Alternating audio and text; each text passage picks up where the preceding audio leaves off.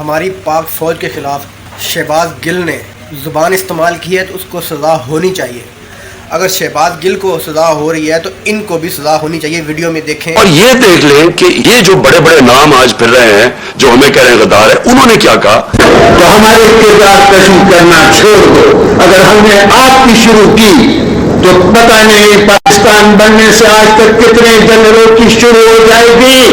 बेटी भाई वो अक्यूज्ड हैं, उनकी लिस्ट लेके जिस तरह हमने प्रेस कॉन्फ्रेंस की तो आपकी नींद से बच जाएगी। इसराइल के वजीफों पर पढ़ने वाले जनरलों, रिटायर्ड जनरलों, अपने हुदूद में रहो। सांप की हड्डियों पे गोश्त तक है इन्होंने निचोड़ लिया और उतार दिया।